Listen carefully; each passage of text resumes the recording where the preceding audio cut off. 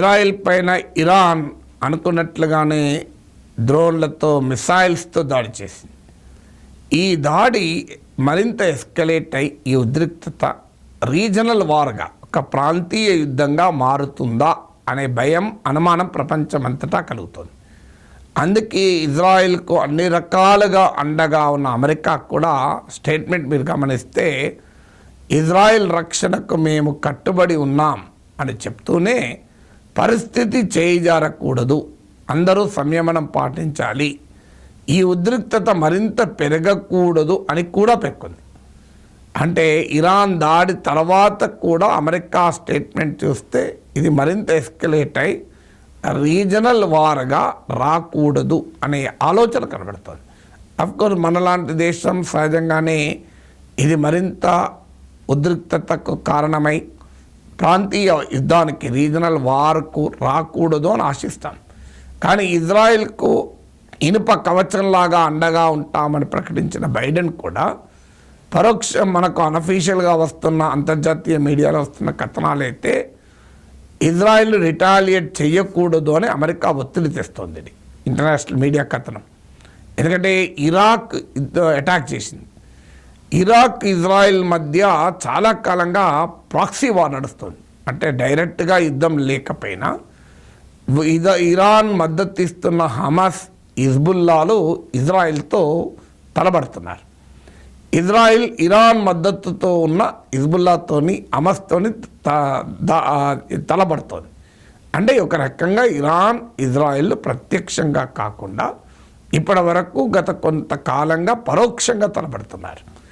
ఎందుకంటే ఈ ప్రాంతంలో రెండు బలమైన శక్తులు, అటు ఇజ్రాయెల్ ఇటు ఇరాన్.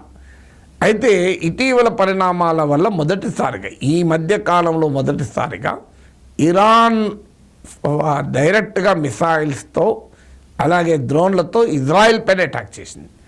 దానికి ఇరాన్ చెప్పే కారణం ఏప్రిల్ 1న సిరియా రాజధాని డెమాస్కస్లో జరిగిన దాడి, ఇరాన్ కాన్సులేట్ దౌత్య కార్యాలయంపై దాడి జరిగితే అందులో 7 ఇరానియన్ జనరల్ చనిపోయారు. ఇది ఇజ్రాయెల్ పని అని ఇరాన్ ఆరోపణ.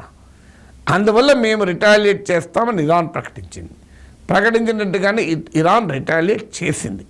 చేసిన తర్వాత మళ్ళీ ఇప్పుడు ఇజ్రాయెల్ రిటాలియేట్ చేస్తే ఊరుకునేది లేదు అని ఇరాన్ హెచ్చరించింది.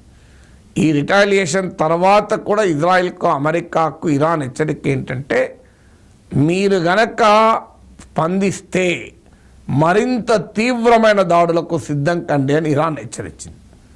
సహజంగా అలాంటి హెచ్చరిక వచ్చిన తర్వాత ఇజ్రాయెల్ అమెరికాలు వెంటనే ఇరాన్ పైన బాంబుల వర్షం కురిపించాలి. కానీ అమెరికాకు కూడా తెలుసు, ఇరాన్ అనేది ఒక లిబియా కాదు, ఇరాన్ అనేది ఒక ఇరాక్ కాదు, ఇరాన్ అనేది ఒక ఆఫ్ఘనిస్తాన్ కాదు. ఇరాన్కున్న బలీయమైన శక్తి తెలుసు కనుకనే అమెరికా కూడా ఇరాన్ ఇంత తీవ్రంగా హెచ్చరించినా కూడా రిటాలియేషన్ చెయ్యవద్దు అని ఇజ్రాయెల్కు అనఫీషియల్గా సలహా ఇస్తుంది.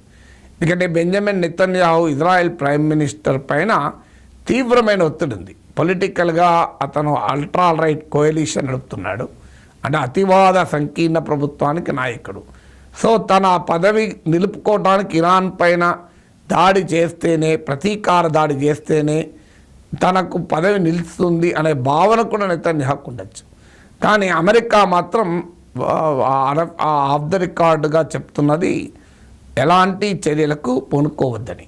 ఎందుకంటే అల్టిమేట్గా ఇరాన్ ఇజ్రాయెల్ రెండూ కూడా ఈ అటాక్లో విజయాన్ని క్లెయిమ్ చేసుకుంటుంది. ఇందులో ఇంట్రెస్టింగ్ ఏంటంటే, ఇరాన్ చెప్పేది మేము మా అనుకున్న లక్ష్యాన్ని చేరుకున్నాం, ఇజ్రాయెల్ పైన మిసైల్స్తో డ్రోన్లతో ప్రత్యక్ష దాడి చేశామని. కానీ ఇరాన్ దాడిని మనము విశ్లేషిస్తే మిలిటరీ విశ్లేషకులు చెప్పేది చాలా క్యాలిబ్రేటెడ్ దాడి.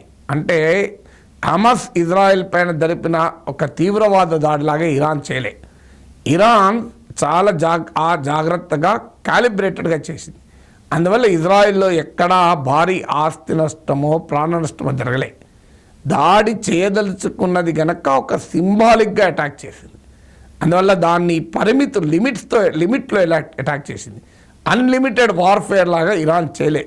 ఆ మేరకు ఇరాన్ కూడా సంయమనం పాటించింది, రిస్ట్రెంట్ పాటించింది.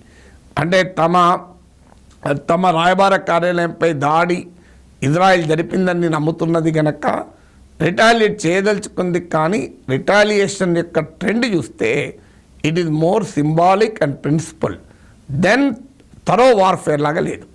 అలాగే ఇజ్రాయిల్ కూడా దీనికి రెస్పాండ్ అయిన తీరు కూడా ఆసక్తిగా ఉంది. 99% ఆఫ్ ఇరాన్ మిసైల్స్ని మేము డిఫ్యూజ్ చేశాము, మేము అది పనిచేయకుండా చేశాము అంటూ ఇజ్రాయిల్ క్లెయిమ్ చేసుకుంది. అంటే ఇజ్రాయిల్ పైన ప్రత్యక్ష దాడి లిమిటెడ్గా చేసి ఇరాన్ పంతం నెగ్గించుకుంది. ఇరాన్ క్షిపణులను 99% నిర్వీర్యం చేస్తామని ఇజ్రాయిల్ కూడా విక్టరీ క్లెయిమ్ చేసుకుంది. ఈ రెండు దేశాలు విక్టరీ క్లెయిమ్ చేసుకోవడం ఒక అడ్వాంటేజ్ కూడా, ఎందుకంటే ఎవరు కూడా మరింతగా ఎస్కలేటెడ్ యాక్షన్కు పోకుండా ఉండటానికి కారణమవుతుంది. బహుశా ఇజ్రాయిల్ కూడా ఆ దృష్టితోనే ఆల్రెడీ విక్టరీ క్లెయిమ్ చేసుకున్నది. 99% మేము వాటిని ఆపేశామని. అందువల్ల ఎందుకంటే ఇజ్రాయిల్కు ఇరాన్కు రెండు దేశాలకు తెలుసు ఇది పరిస్థితి దిగజారితే ఈ మొత్తం ప్రాంతమే తీవ్రమైన అస్థిరతలో పడుతుంది అని అమెరికా కూడా తెలుసు. అందువల్ల diplomacy, let us hope diplomacy will prevail. Israel మరోసారి రిటాలియేషన్కు పోదని, దానికి ఇరాన్ కూడా మరింతగా కవ్వించదని ఆశిద్దాం. అందుకే ఇండియా భారతదేశం చెప్పినట్లు పరిస్థితి మరింత ఉద్రిక్తం కాకుండా డీఎస్కలేట్ చర్యలు అవసరము.